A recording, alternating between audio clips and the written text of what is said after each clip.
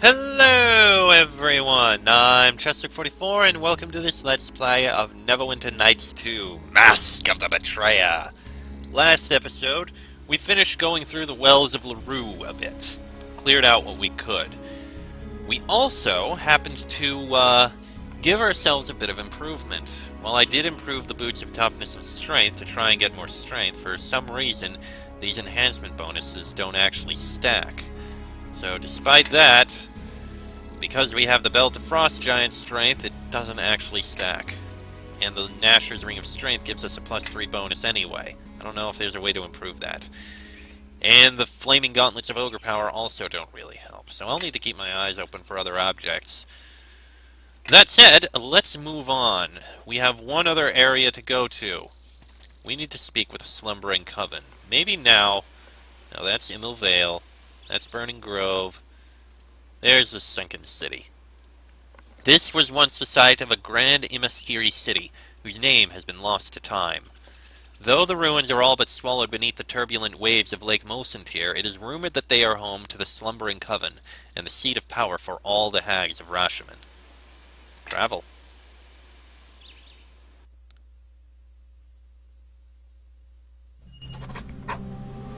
The journal has been updated. The Sunken City. Don't even need to suppress right now. This place was once a major Imaskiri city. There may be lots of history here, assuming the hags haven't pillaged and defaced everything.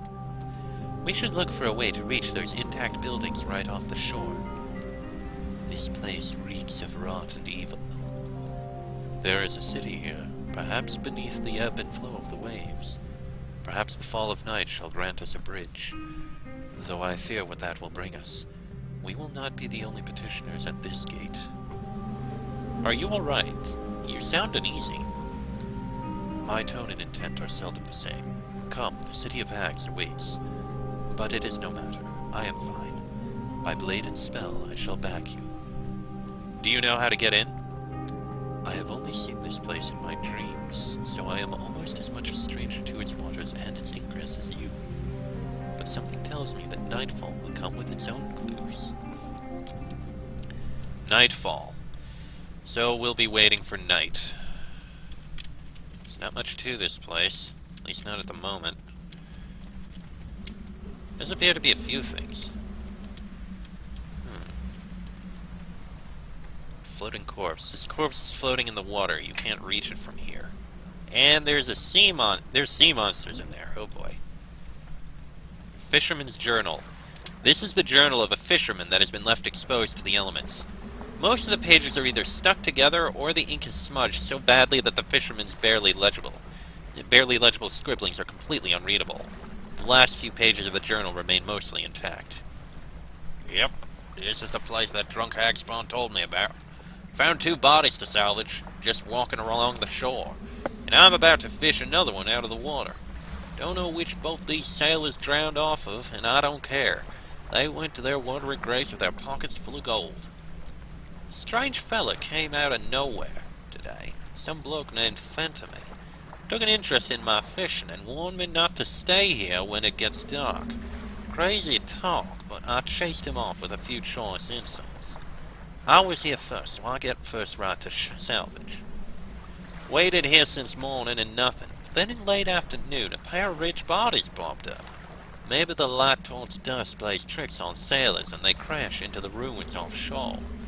I never see the shipwrecks, but sometimes, if I listen closely, I can hear some ungodly screams. Poor fools crying out for mercy from Umberley when she's got none. New bodies washed ashore late this afternoon. They was loaded with valuables, too. Some of them don't look much like sailors, but they are dead and loaded all the same. So they could be floating up from the hills for all I care. Another week of this and I can retire in a nice place far away. Maybe the Sword Coast. I hear Neverwinter's a nice place. Hiding behind a bush as I write this. Umberley, have mercy! I should have listened to that man Fentamy and not stayed here past dusk. I just got carried away and didn't notice the time. Then some black swirling eye just appeared on the shore, and evil creatures from the hills came and started walking into it and getting sucked inside. Dear gods, if I survive this night, I'll pack up my fishing gear and never return. Oh, I think I see what that means. My guess? There's a portal to the Shadow Realm here. Yes. Okay, there's a few things. Welcome to the middle of nowhere, stranger. If you've come for the fishing, you'll be sorely disappointed. Ha ha! I haven't come for the fishing. Oh, just as well. You'll not catch any fish in these waters. They don't even come out until nighttime. Fentemy. That's no Rashemi name. It's derived from the language of genie kind. It means false face, does it not? How did you know that? I would never have remembered. Ah, perhaps I should have chosen a cleverer name. Oh, but my little jest amused me. You are correct. This is not my true nature. I am, in truth, a Deo. A Deo genie? I thought as much. Why didn't you say something? Are such things important to you? And I felt exposing his disguise too soon would not help our forward progress. We need to get more influence from him. I have no interest in deceiving you. When visiting more primitive worlds such as this, I typically adopt a form that will not alarm the indigenous inhabitants. I'll respect your privacy so long as your deception is harmless. A harmless deception? Quite the contradiction. Oh, we have something in common. We both are outsiders stepping in the backyard of the Slumbering Coven, but the doors are not open by day. I must go. This is not any place for the ignorant to linger after night falls. If you remain here, feel free to examine this fishing gear for anything relevant to what you are looking for. Farewell. I trust we will meet again, in some form or another. I'm sure. Well, this corpse is beached. Maybe we'll find something on it. Oh, and water elementals.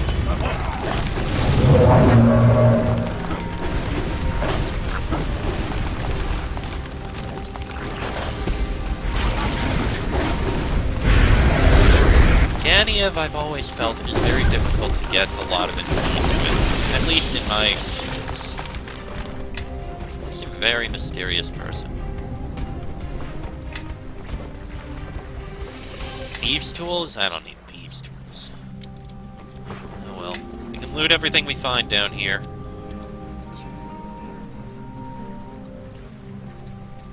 Okay. What have we got? Another beached corpse. And a bunch of Telthors.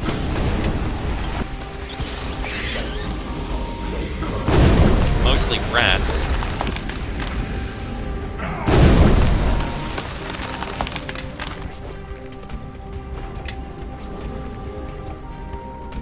Well, I will say, this is basically the place we want to go to for Kurg'annis, to get loot from him. Or, not loot, influence, whatever. You know what I mean. Beetle mound?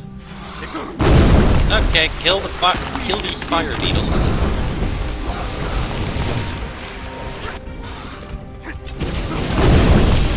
That works. To me, my allies. At my word. lead.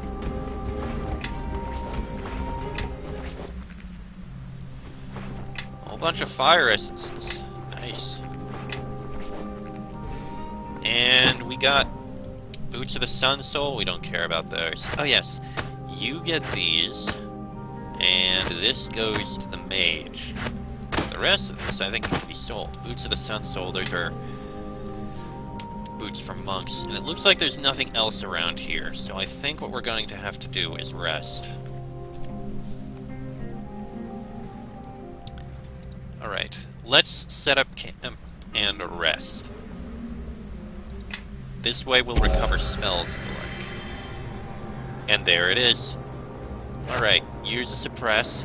Probably should have used it before. We did not get much. Why?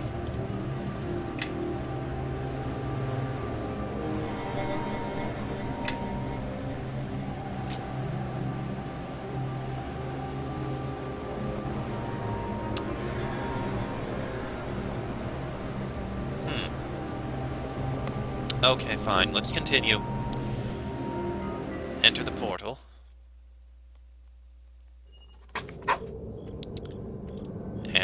we're here now, in the Shadow Realm. This corpse is floating in the water, you can't reach it from here. Ah, but this one is... These are beached. And more Telthors. They will die by my hand.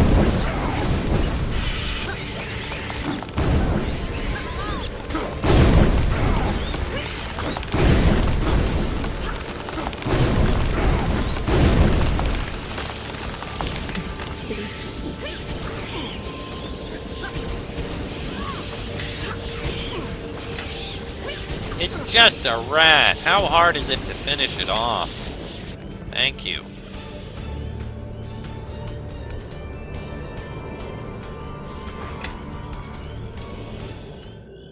Alright, now what's in this corpse? A +4 short sword. That appears to be Fentamy. Interesting. Summon creature 9, and there's a coffin here. Ah, you've made it here. I knew you didn't seem like the average beachcombing adventurer. Who are you? Do you recall the fisherman on the beach when you arrived in Lakeshore? I am he. I find it strange that a Dale would waste his time fishing. If you know the Dale, then you are aware of our deep connection to the earth. Personally, I love plucking things from the water to the ground. Call me eccentric, but I consider this a small victory against the elemental plane of water. In any case, I could use the services of one such as you, who managed to find their way here without any help. I have a business proposal. Give me some information first, and I'll consider helping you. Oh, certainly. Though my knowledge of this place is limited, since I have never crossed the dock to Kurg'annis. Why haven't you been to Kurg'annis? Ah, well, my business here differs from that of these other petitioners, and I'd rather not draw attention to myself. If you don't want to stand out, shouldn't you put on a shirt? If you're twice a man's height and wearing an outrageous turban, you're not drawing any attention to yourself, I assure you. Very droll. I simply dress in the fashion of my race. For you see, here, if I were to do otherwise, or to adopt a disguise, it would ironically attract even more attention. So you don't think I should try to sneak in there? Take a quick glimpse at the entities that line this shore, each eagerly awaiting an opportunity to speak with the Slumbering Coven. Were the guards inclined to allow you inside, an even more varied array of creatures from the many planes would greet you. Nothing save for that which hides its true nature with a contrived appearance is truly out of place here. What is your business here? I run one of the largest gem mining operations in the Great Dismal Delve, but our daily yield has been reduced due to sabotage by one of my rivals. To recover my profits, I need a heavy lifter, a being of great strength and power, but easily controllable. There is a being that I can use beneath Kurg'annis. It is among the mightiest of the earth elementals bound to this plane. You mean to make this creature your slave? Please! Slavery is a distasteful descriptor, and not appropriate in this case. Is the weapon you wield a slave to you? But a weapon is an inanimate object. Well, what about the oxen that hauled the materials used to create the weapon? Animals have feelings too. Alright, consider the golems that stand guard over the tower of the wizard who enchanted your weapon. Are they slaves? I mean, I kinda enchanted it myself, but I suppose not. They are simply tools to be used by their owners in order to spare mortal labor. I am just looking for another tool myself. The Deo has a point. The golems lack the self-awareness to really be a slave. There is a being that I can use beneath Kurg'annis. It is among the Okay. It is beneath Kurg'annis? Yes, it is in a place called the Skein, in the lower depths of the building that houses Kurg'annis. Why is there an earth elemental in the Skein? I don't know what function it once served, but the ancient race of mortals that bound the earth elemental to this place are long dead. What do you know about the Skein? I know little, since I have never been inside Kurg'annis, much less beneath it. My Hagspawn contact who sold me the key offered few details, and he was taken away by the Hags before I had a chance to purchase more information from him. I know the skein does not exist in the plane of shadow. The key unlocks a portal. Also, I was told that the skein is partially flooded and therefore probably abandoned. Tell me about Kurg'annis. Kurg'annis is the home of the Slumbering Coven, a group of overstated prophets who spout advice for the lesser creatures that you see milling about. They just stopped admitting audiences a short while ago for reasons unknown to me. If you wish to speak with them, there is a long line ahead of you. However, I can provide an alternative route to reach the Slumbering Coven, if you would care to hear my business proposal. I want to know about you. Oh, you wish to know about me? That and my business are in fact my favorite subjects, though I will spare you many details. I am among the highest class of the Deo, roughly 3,000th in line to become the Great Khan. I live in the Great Dismal Delve in the elemental plane of Earth. What is the Great Dismal Delve? Oh, my apologies. I sometimes forget how far removed residents of Toril can be, even by Prime standards. The Great Dismal Delve, also called the Great Mazework, is an immense underground complex on the elemental plane of Earth. It is roughly 2/3 the size of Faerun, and it is inhabited by the greatest of the Deo, myself included. So you're a genie. Do you grant wishes? How quaint. I suppose it would depend upon the wish. If you wish to enter Kurg'annis and you'll agree to my business proposal, then I can grant that wish. Alright, tell me about it. What do you need me to do? I simply need you to vanquish the Earth Elemental in the skein beneath Kurg'annis so that it will return to the elemental plane of Earth, where I have the means to bind him to my service. In exchange for your services, I will provide you with a key that will open the entrance leading directly to the skein, and when you return, I will pay you your weight in gold. If it is so simple, why don't you do it yourself? Well, you see, though I am quite capable of wrangling an Earth Elemental, I feel that is a task left delegated to others. What the genie isn't telling you is that the Deo are, by their terrestrial nature, terrified of water. They prefer to keep both feet firmly on solid land. I am more than happy to part with some of my ample fortune to spare myself the inconvenience. I'll destroy the Earth Elemental for you. Excellent! Here is the key to the skein. You will find the entrance to the skein on the western side of the Kurg'annis building here at Nightshore. Just walk to the end of the dock and veer right. Alright, farewell. Return to me once you've slain the Earth Elemental in the skein. Do not fail me, and you'll be handsomely rewarded. Seems simple enough, and now we have a way to get in. If we wanted to, but I'm sure there's other ways in. What is this? Hold on. Another corpse. Alright, what is this? Count Crowsroo's servant.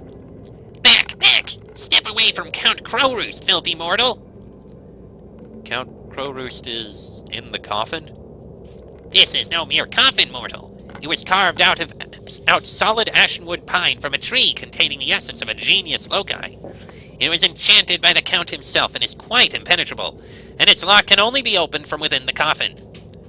I think Kaji could open this lock. His tiny hands can reach where human hands can't. Psst, that lock? Easy. I could spring that lock with my head stuck in a vise. Don't actually stick my head in a vise, please. Thanks. What? You still linger here like stink over a bog. Be gone! Who is Count Crowroost? You truly do not know? Then it is best that you remain ignorant. For your own sake, back away from the Count. What are you going to do about it? I need not do anything. Your lowly presence will disturb the Count's slumber, and he will awaken, angry and thirsty for your blood. Show us some respect, or I'll have to teach you a lesson. Try to harm me all you wish. My bond with the Count makes me indestructible.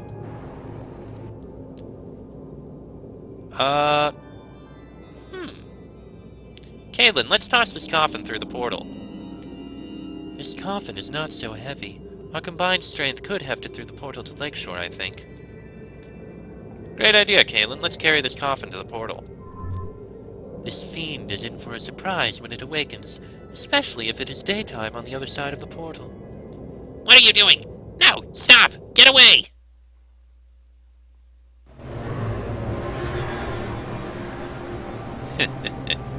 Alright, I have an idea. Set up camp and rest for a moment. Actually, no. We'll come back when it is daytime. But once it becomes daytime, ooh, that is going to be fun. And entertaining, I'm sure. Alright. Why am I zoomed in so far? I don't like this. You must come here, now! What do you want? I see that weak gear you are wearing. For even stepping outside your home so poorly equipped, you must either be very brave or very stupid. Are you calling me stupid? Oh, don't get upset. I will assume you are just brave, not stupid. But bravery can only take you so far. To go all the way, you must outfit yourself in Amaga's fine armor. Ah, so you're a merchant. So glad you asked. Have a look at my goods. I'll even give you some gold for the trash you are equipped with now. Yeah, sell all this stuff, at least it's some coin. I have no problems with it. A merchant's a good thing.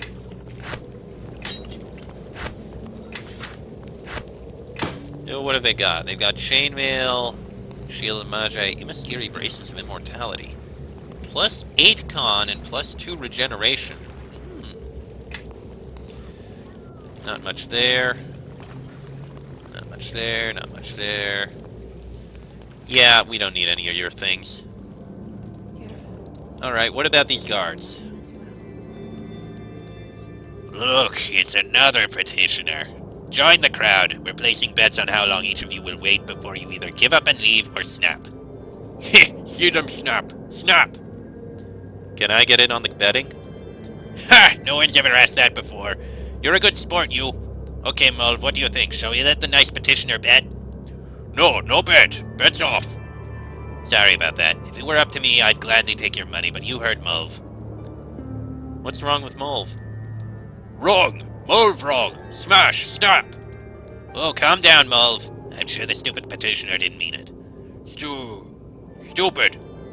It's no matter to me, but you might show more tact around Mulv. He was a B-A-B-Y.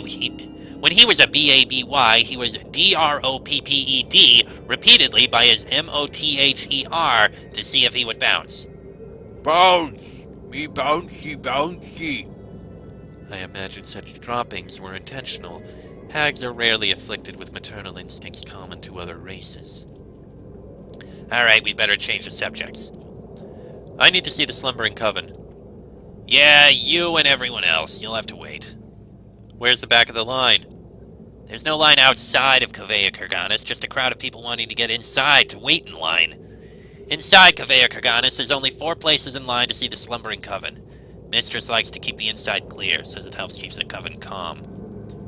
If you let me through, I can make it worth your while. Yeah, here's the thing. We'd love to take your gold. Gold. Goldie gold. Calm down, Mulv. Axbun could cry. I would be close to it right now, because much as I'd like to line my pockets, we just can't let anyone else in.